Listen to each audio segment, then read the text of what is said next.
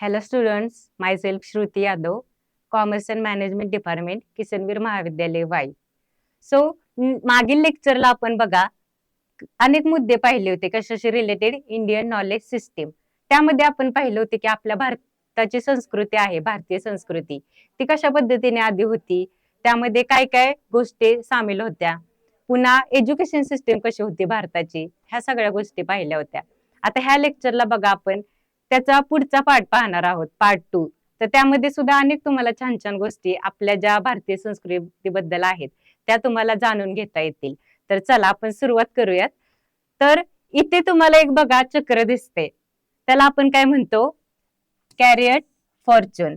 कॅरियटचा अर्थ काय होतो, रथ, आणि फॉर्च्यूनचा अर्थ काय होतो की भविष्य, किंवा आपण एखाद्याचं लक म्हणू शकतो.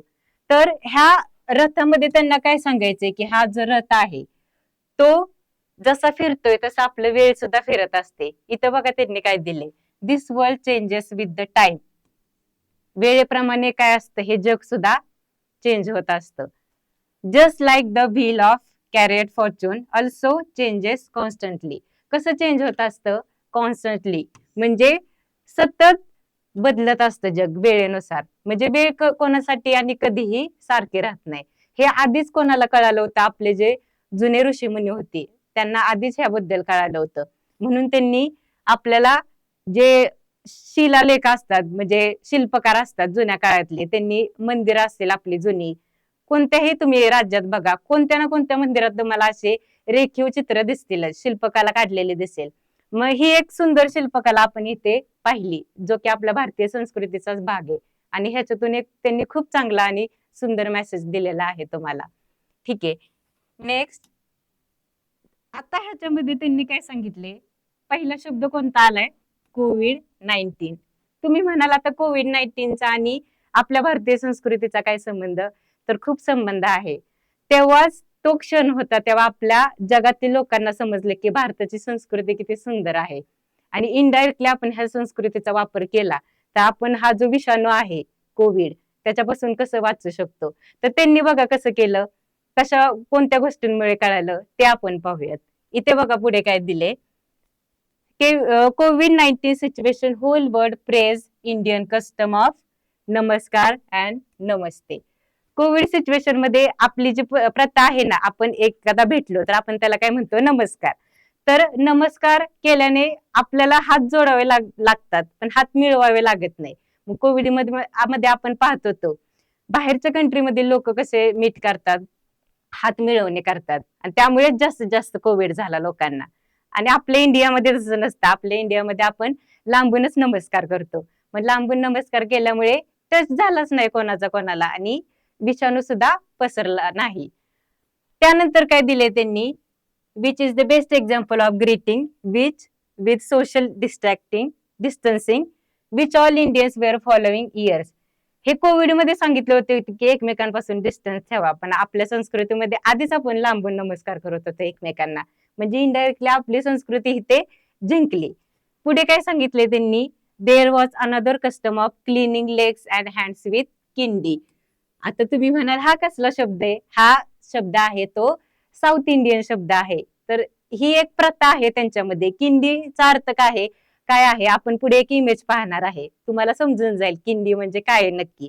तर हे एक भांड आहे, त्या भांड्याचा वापर करून साऊथ इंडियन लोक काय करतात, बाहेरून त्यांच्या घरी जर एखादी व्यक्ती येत असेल तर त्या व्यक्तीला हातपाय धुण्यासाठी एक भांड ठेवलं जातं, त्याला आपण काय म्हणतो, किंडी म्हणतो. मग ते कशाचं प्रतीक आहे की बाहेरून लोक येतात तेव्हा त्यांच्यासोबत बॅक्टेरिया सुद्धा येतात. मग ते जर हातपाय स्वच्छ त्यांनी केले त्या भांड्यातून तर सगळे विषाणू काय होतात, नष्ट होऊन जातात. मग ते कोविड मध्ये ती एक प्रथा काय झाली आपली पूर्ण जगभरात फेमस झाली. त्यानंतर त्यांनी काय सांगितले, to know the importance of family. Okay, आता इथं फॅमिलीचा प्रश्न आलाय. आपल्या देशामध्ये कौटुंबिक पद्धत, हिंदू एकत्र कुटुंब पद्धत आहे. खूप कमी देश असे आहेत की त्या देशामध्ये एकत्र राहतात कुटुंबातील लोक, आणि त्यामध्ये आपला देश पहिल्या नंबरला येतो. कधी पण बघा तुम्ही, जॉईंट फॅमिली आपल्या देशामध्ये पहिल्यापासून हा प्रकार सुरू आहे. लोक एकत्र राहतात, 10-12 लोकांची एक फॅमिली असते, तरी सगळे आनंदाने गुण्यागोविंदाने राहतात. मग ही जी प्रथा होती ही सुद्धा बाहेरच्या देशातील लोकांना खूप चांगली वाटली आपली. त्यांना उलट अभिमान वाटला की भारतातील लोक अजून सुद्धा ह्या 21व्या शतकात सुद्धा एकत्र एका छताखाली राहत आहेत.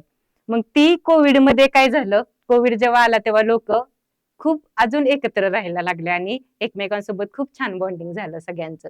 आणि आपल्या देशाने जगाला शिकवलं की एक कुटुंब काय असतं आणि एकत्र कशा पद्धतीने राहिलं जातं. ठीक आहे. आता इथं काय दिलंय, this is so Indian culture, expect to hold this culture in any bad situation. आपलं कल्चर शिकवतं की कोणत्या वाईट काळामध्ये कशा पद्धतीने वागायचं. ठीक आहे. Next slide. मी तुम्हाला मगाशी सांगितलं बघा किंडी म्हणजे काय असतं, तर ह्याची मी तुमच्यासाठी एक इमेज पण आणली. किंडी हे एक काय असतं, एक भांड असतं आणि त्याला एक चोच असते आणि ही जी चोच आहे ना त्याच्यातून लोक हातापायावरती पाणी घेतात. त्याला आपण जग पण म्हणू शकतो आपल्या भाषेमध्ये. मग ते साऊथ इंडियन साईडला म्हणजे दक्षिणात्य भाग आहे आपला, दक्षिण भारत, तिथे लोक वापरतात. ठीक आहे. क्लिअर झाला शब्द सगळ्यांना किंडी? ओके, आपण नेक्स्ट स्लाइड पाहूयात. हा, आता इथे व्हॅल्यूजचा प्रश्न आलाय. व्हॅल्यूज म्हणजे काय? किंमत. पण इथे आपण व्हॅल्यूजचा किंमत अर्थ नाही घेणार. व्हॅल्यूज म्हणजे काय? ज्या आपल्या जुन्या जुन्या ज्या कोणत्या प्रथा असतील, रीती रूढी परंपरा, मग त्या रीतीभाती त्या सगळ्या गोष्टी आपण ह्याच्यामध्ये पाहणार आहे. आता व्हॅल्यू मध्ये काय काय त्यांनी सांगितले. पहिला ऑप्शन बघा, shape culture. Values can help employees understand what's expected of them and what the organisation stand for. आता शेप कल्चरचा अर्थ काय? एखाद्या ऑर्गनायझेशनचं किंवा एखादी कंपनी असेल, त्या कंपनीची किंमत व्हॅल्यू टिकवून ठेवायची असेल तर तिथल्या कर्मचाऱ्यांना आपण इथे कशासाठी आलोय, काम कोणतं करायचंय, आपलं ध्येय काय आहे ते सगळं माहित असलं पाहिजे, ना की फक्त कंपनीच्या मालकाला. मग हे यातून स्पष्ट होतं. नेक्स्ट काय त्यांनी सांगितलंय, प्रमोट लीडरशिप. आता लीडरशिप म्हणजे काय? May feel more motivated become leaders. आता कोण लीडर बनणार? एम्प्लॉईज. आता एम्प्लॉईज लीडर कसे बनू शकतात? मी समजा एका कंपनीचे मालक असेल आणि मला जर असं आढळलं की माझ्या कंपनीमध्ये खूप छान एम्प्लॉईज आहे आणि खूप बुद्धिमान आहेत, तर मी त्यांच्या बुद्धीचा वापर माझ्या ऑर्गनायझेशनच्या एम साठी करू शकते, जे मला एम अचीव करायचे त्यासाठी करू शकते. मग अशा पद्धतीने त्या एम्प्लॉईज ज्या असतील त्यांना सुद्धा लीडरशिप करण्याचा एक मौका मिळून जातो, संधी मिळून जाते. लीडरशिप करणे म्हणजे काय रे? आता फक्त दुसऱ्यांना ऑर्डर देणे ह्याला आपण लीडरशिप म्हणू शकत नाही. लीडरशिप कशाला म्हणतात? की मी माझ्यासोबत माझ्या पूर्ण अख्ख्या टीमला घेऊन जाईल. कुणाला काही प्रॉब्लेम असेल तर त्या प्रॉब्लेमचं सोल्युशन शोधेल. माझ्या टीम मधील लोक कसे चांगल्या आणि सुखी समाधानात राहतील याची मी देखील काळजी घेईल. त्यांना हवं नको ते बघेल. मग ह्या सगळ्या गोष्टी जेव्हा मी ऍज अ लीडर म्हणून करेल तेव्हाच मी एक चांगली लीडरशिप करू शकते. आणि जरी त्यांचं चुकलं तरी त्यांना तिथे सांगेन आणि चांगलं काम केलं तर तिथे कौतुक केलं जाईल. ठीक आहे. नेक्स्ट काय दिले त्यांनी, establish clear objective. Okay, objective काय असतात? Easy for everyone understand. This can help lower management achieve objective more efficient. आता लोअर मॅनेजमेंटचा प्रश्न आलाय.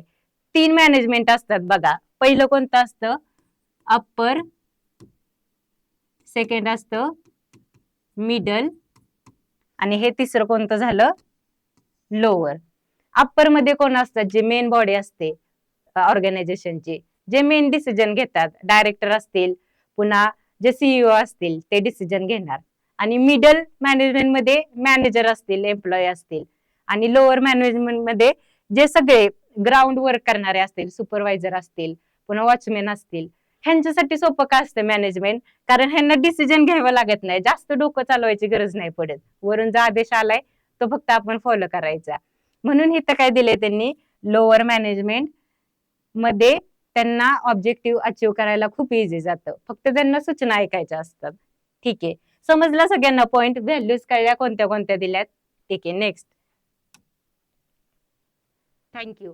अशा पद्धतीने आपण बघा आपल्या भारतीय संस्कृतीचं खूप छान पद्धतीने आणि खूप सोप्या भाषेमध्ये माहिती घेतली की आपल्या भारतीय संस्कृतीमध्ये किती चांगल्या चांगल्या गोष्टी आहेत ज्या आपण आत्मसात करायला हव्यात.